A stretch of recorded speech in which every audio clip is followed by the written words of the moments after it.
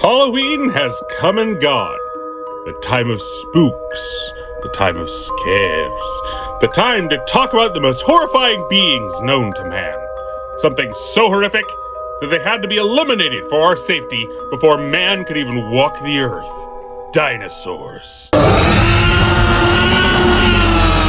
What? Of course it's a franchise fitting of Halloween. It has everything. Skeletons, gore, giant mutant monsters. What more could you ask for? Yeah, this is one I've wanted to tackle for quite some time. Jurassic World. I grew up with and loved the original Jurassic Park films, having admittedly gone through a bit of a dinosaur phase in my youth due to growing up with the Land Before Time films. All of them, except for maybe the last few due to coming out after I aged out of the franchise. Yeah, I've heard it before. I was basic. Get your laughs out now. Ugh. Let's talk about the ride. This ride is a very unique piece among theme park attractions. As well, I do love it. It's basically impossible to talk about it without addressing its history. As you see, This is at current. The only time I can think of where we as an audience got to see an upgraded remix version of an already existing attraction. oh sure, there's been some coasters that have gotten similar treatment in amusement parks, but this is basically a large add-on experience that changes out and swaps things around from the previous version. This is not a full re-theming overhaul like with Tiana's Bayou Adventure or the Simpsons ride, as many elements from the original have remained basically unchanged. This is, weirdly enough, the ride equivalent of what Capcom used to do with their fighting games in the days before DLC, or what Atlas is still doing with their games for some reason. Taking the original, including many scenes and moments, but changing them around or upgrading them to befit a newer, more advanced version of the experience. But I'm getting ahead of myself. Let's just get into the history here. The original ride this is based on, Jurassic Park the Ride, has a surprisingly unique history, as Universal had big hopes for Jurassic Park as a film, to the point where this attraction was in development at the same time they were making the film, just expecting the movie to be a cultural juggernaut worthy of a full-on expensive e-ticket park attraction. Because that worked out so well for the attraction that opened up a year earlier, right? I mean, come on. People just know that this movie was worthy of its legacy, of getting a full-blown attraction that still lasts to this day, right? Luckily, unlike with Waterworld, this gamble paid off, with Jurassic Park as a film being a huge hit right out of the gate with its release in 1993, with the ride opening its doors a mere 3 years later as a result. A mere 10 days before I was born. Talk about crazy timing. The original inspiration for the ride came from the original novel, as there was a scene that didn't make the cut for the film that Spielberg really wanted to work with in some fashion. Specifically, a boat scene where the cast fended off dinosaurs from a boat Down by the river! And that's history behind the original version, but what about this current changeover? How'd that come about? The changeover into this new version was first announced to be happening on May 10th, 2018, during an event celebrating the 25th anniversary of the original film. In what better way to celebrate a film's 25th anniversary than by saying that the ride based on it will be cut to the part to be based on another film that was only really made to screw over the estate of the original creator of the franchise? Yeah, it's been heavily rumored that Jurassic World was created as a franchise separate from Jurassic Park so that Universal could fully own the IP, despite its canon connections to the original film based on Michael Crichton's novels. And while I found no direct evidence confirming that to be the case, it does seem pretty blatant when you look at how the franchise has been handled and the direction things have been taken in both the forms of marketing and franchising off these films. But we're here to talk about the ride itself, not the politics surrounding it. So, back to the history! Luckily, the attraction was in no way a hatchet job just done to get eyes on the project. They had the full support of Spielberg and the directors of the Jurassic World films for the project, the latter two of whom even aiding in formulating it to best represent their vision. And this allowed the ride to open its doors on July 12th, 2019. 2 years early. Yeah, this is kind of a sticking point to me. The ride was opened and released far before many aspects of the experience that make it so great were complete, which I'll be getting into later. It took till the ride's refurbishment in 2021 to see it in its final proper state as an attraction. So, we could basically call the earlier iteration a bizarre form of early access, so to say. Jeez, take more bad ideas in the gaming industry, why don't you? But I think it's proper to review this experience as it is now to the common rider, not what it used to be. So, we will be judging the ride by its current wonderful state instead of the unfinished model it used to be. But I will be pointing out the differences as we come across them because... And so, without further ado, this is my review of Jurassic World. The ride! The experience begins walking into the queue, which, sadly, just like the original Jurassic Park version, is pretty basic. Just simple switchbacks with posters and TVs. Dangerous is to have a crew inside this raptor paddock, and for the record, I did not authorize this in. Question, and correct me if I'm wrong, but does that make Chris Pratt, of all people, the first person to be in both Disneyland and Universal at the same time? I mean, between this and his appearance as Star-Lord in both Guardians of the Galaxy rides currently open across the US, he is still actively in those rides, so does this make him the first? Congrats, that's a genuine honor. I mean, I guess being the most generic white dude actor who doesn't suck as a person, as far as I know, has its perks. Well done, good sir. I beg your pardon? Or not. Guess I was wrong. Congrats, Whoopi. Anyway, let's watch some Q videos, shall we? Let the mockery commence! And truly terrifying dinosaur hybrid. Dr. Wu. Woo! But that doesn't cause any confusion. So, is there only one Indominus in the park? But yes, originally she did have a sibling, but now there is only one. Because unfortunately she is her sister. Typical family dispute. First you're fighting over toys, then you're resorting to cannibalism. Happens, everyone. Our highly trained operations team is here to help. I don't know. I mean, we've seen what highly trained security staff looks like around these parts. I'm sorry, does anyone know which end the bullet goes in? Yeah, I'm stalling. Let's get to the ride system. And this one is a bizarre one to talk about due to its insane simplicity, while also working perfectly to create a fully immersive experience. This is what is known in the industry as a shoot-the-chute ride, a boat-based ride system known for handling large crowds of guests and boats designed for large drops. These rides are surprisingly uncommon in theme parks, most preferring the log flume style design for similar ride types instead. Debatably, Pirates at Disneyland is one of these too, but emphasis on debatably on that. As such, these rides have more commonly found their home in amusement parks, with very simple ride layouts that only consist of one big rise, followed by turning a corner and dropping riders, returning to the entrance seconds later. And funny enough, this ride kind of falls into that category as well in its own way, as this ride is one of the simplest ride layouts of any major attraction Universal has ever put out, being nothing more than just one large circle. It's kind of insane how small a blueprint this actually is when you think about it. Now, let's get in there and see some dinosaurs!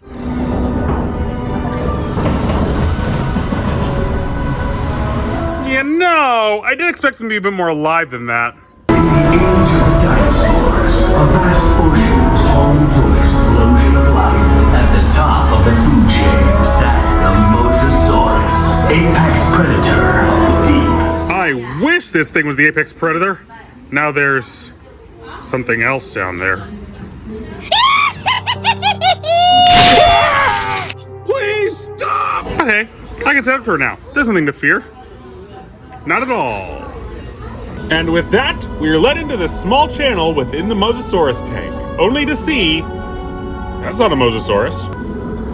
Ah, there it is, the Mosasaurus, giant-scaled beast of the deep. Ah! Oh, right, it's a water ride. Of course it's gonna get wet. How silly of me. This is something I don't think is commonly discussed, but I do have to praise this attraction for. Its level of wetness. You see, water rides of this fashion that are designed to cool off the guest on a hot day in a way kind of exist on a scale. A soakometer, so to say. On the low end, we have something like Disney's Pirates of the Caribbean, which is so dry you probably won't have a drop on you by the end of it. But on the other end, you have something like Shipwreck Rapids at SeaWorld San Diego, which throws you through a waterfall, getting you so wet that your grandkids will be drying their clothes. different rides of this design fit into different areas of this scale. But I'd honestly say that Jurassic World the ride is easily the perfect middle point of the chart. Just wet enough to cool you down, but not so much that it's uncomfortable. It really strikes a surprising balance, and I gotta admire it for that. But when we compare this to the original park version, that was its own can of worms. Unlike today, in the park version of this ride, right after the inevitable big drop that ends the experience, the ride had these large geysers that would go off right before guests splashed down, causing the water launched to the heavens to unleash a torrential downpour upon the guests in the drop. This boosted the ride's wetness scale to ludicrous scale, so much so that it genuinely made the attraction a worse experience. Luckily, these geysers were only turned on during hot days, so they were rather inconsistent whether or not you would get that perfect balance, or bone-soaked and being massively uncomfortable. You have no idea how happy the removal of those geysers with the Jurassic World changeover made me. Those geysers made one of the best rides in here very inconsistent in quality from day to day, either being wonderful or just okay given the consequences of riding it. So, yeah, this ride meets the perfect wetness threshold now at all times. Nice and refreshing, not soul-drenching. Anyway, we continue down the channel as the beast swims around us and... Okay, look, I'm sorry to go off on two different tangent rants in a row, but both of them need to be addressed early on given the mixed opinions on this scene.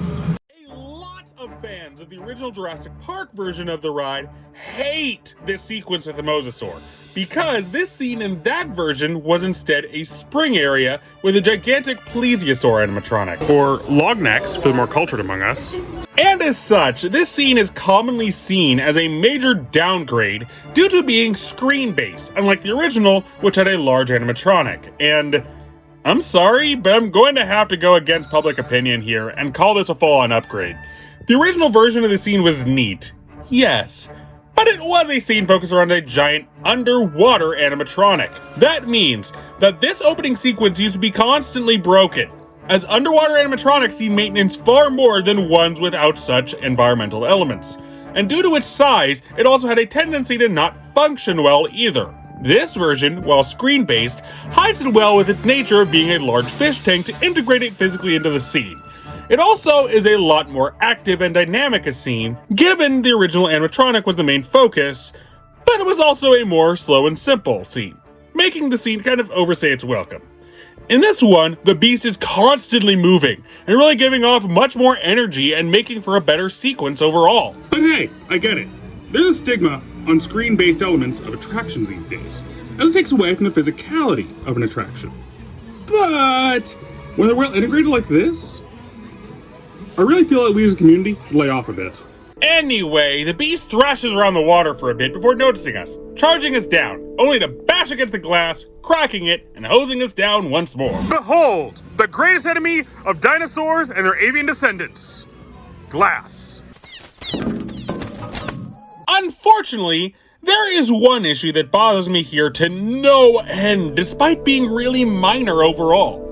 You see, if you're looking to the left as you exit the tanks, just before entering the cave separating it from the next scene, you can see that the tank area is flat, as there is no sense of depth behind it. Come on, Universal! You couldn't do anything to give some depth here? Extend the tank a bit! You'll just shorten it perspective-based wall, just something to hide the flatness! Just, wow, that's an F up! Boy, I really hope somebody got fired. No! Overused joke! And after going through the amazing, dripping cavern, we emerge into Stegosaurus Springs, the only area of the ride that's mostly unchanged from the original Jurassic Park version. And it's beautiful. The large Stegosauruses and their baby, some of whom dipping their tails in the water. The geysers here just barely avoiding the boats for ambiance. It really is nice to have this level of, for lack of a better term, peacefulness before... Ah! Jump scare! I was here for the day stuff, not for horror nights! Suddenly, things kick into high gear right away with alarms going off as we pass the raptor paddock. Seeing next to it the absolutely wrecked doors, the Indominus Rex cage. Here, though, is where we get into the first of those opening day differences I was talking about. Currently, if you look to your left, you see a large crashed gyrosphere. Fitting for the film. I mean, it's an iconic image that has its place in a ride representing it. But the original version, oh my word. It was a surprisingly gruesome visual, seeing a crashed pterodactyl's corpse with its wing cut off, having crashed into a pile of boxes, complete with blood in the wound and on the walls. And even as someone who's anti-gore, I gotta admit, this is a pretty ballsy addition. Even if it did look incredibly fake. Up next, in the original opening day version of this attraction, we just simply went through a hallway with some advertising for the Indominus before going up another lift hill. Well, what's there now?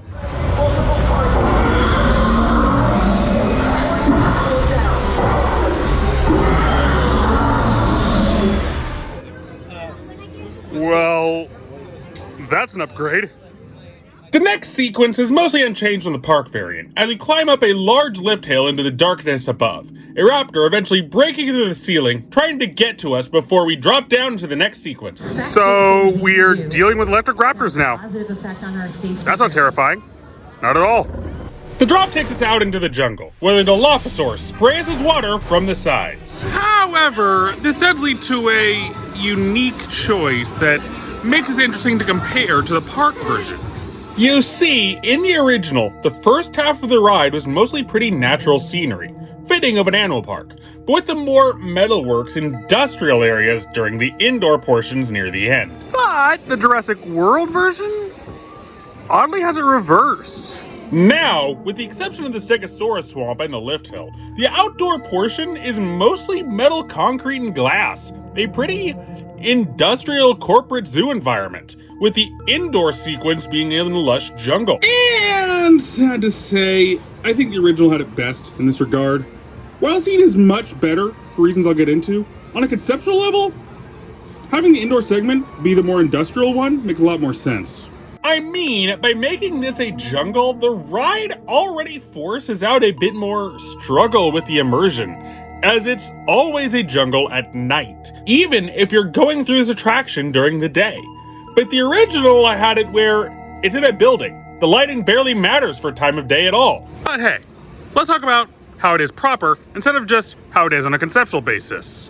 After escaping the Dilophosaurs, we head off into the trees, where the Indominus attempts to eat us from above, but the trees stop him in his tracks. Damn you, foliage! And then, we turn the corner, only to see... Okay, fair warning. The following scene may shock you. It may truly open your eyes, as it did mine. But I'm going to be straight up honest here. This oncoming sequence is without a doubt one of the most insanely amazing moments ever put into an attraction in the history of theme parks. I can't do it justice in a recap, so allow me to play it out in full for your viewing pleasure.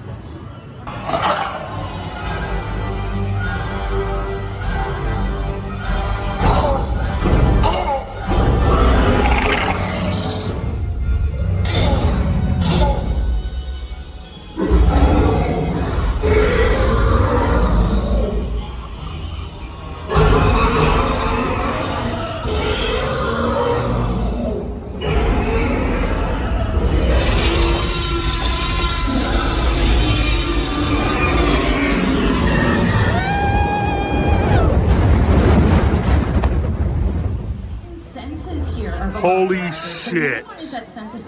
Fully articulated and insanely well animated Blue, a gigantic Indominus animatronic that puts all others to shame towering above you.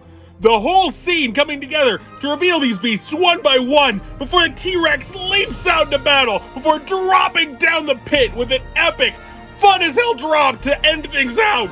Everything about this scene is perfect. Almost. Because, you know, I'm a theme park fan, so nitpicking time! First, this was not the state this scene was in at opening. Originally, the Indominus remained way off to the side and was decent, but nowhere near this cool, as the final animatronic wasn't ready until the 2021 refurb. Luckily, that temporary Indominus was moved down below to be the one yelling at you to go up the ramp already. The other nitpick, though, is one that's driven me crazy since I noticed it in the original park version. and was never fixed in the World Update. Apparently T-Rexes can fly! Yeah! The T-Rex that pops up is literally just floating in the air! You can see his feet as you go down the drop, supported by nothing! This T-Rex somehow mastered the art of aviation. We should all be terrified. And after that wonderful ending climax of a sequence, the boat returns to the station, exiting out into the gift shop. This ride is freaking amazing! This truly does feel like a project that has been iterated on over and over again to bring about the best experience from it possible. Yeah, we did have to go through multiple lesser drafts beforehand, but the actual conclusive piece was more than worth it, especially since it gave us a scene this freaking amazing! This park may not have Alan Grant's endorsement, but this ride certainly has mine. Thank you all so much for watching. Don't forget to like, comment, and subscribe. And I'll see you next time for more mockery and tomfoolery.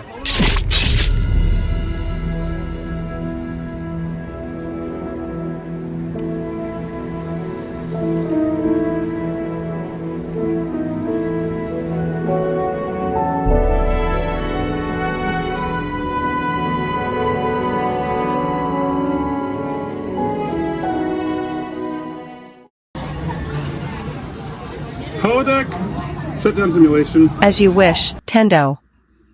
Any luck? I've done like 3 different reviews out of pure desperation for something to do. Sadly not. Future you has really thought of everything. Not everything. I did take the time to strategize a plan to potentially stop him, utilizing recreation of the bridge and the ship for reference. But sadly I can't really enact it since there's no way to do step 1. Get out of this holodeck. Oh, I see. I know. It's terrifying to think about it. Did I really become such a monster in the future? How am I capable of that? Everyone is capable of great good or great evil, Tendo. The only difference is what choices we make and the friends by our side. I guess so. Either way, though, just know you are not him, Tendo. But he literally is me.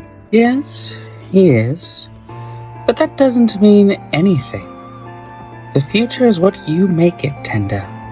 You don't have to be that monster you see out there if you don't want to. He's just a possibility of the monster you can be.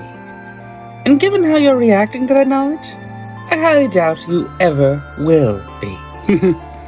Thanks, Puppeteer. I really need to hear that. We've survived this long together. You know I'll always have your back. And me yours. So, this is where you're hiding, huh? Guys! You got Tendo's message. Loud and clear. Unfortunately, we're all so trapped in this room, though. Not for long, everyone. You're welcome. Huh. He's only locked me outside. Good to know. Alright then, so, Tendo, mind explaining what the heck is going on? We'll explain on our way to the bridge. We need to get moving.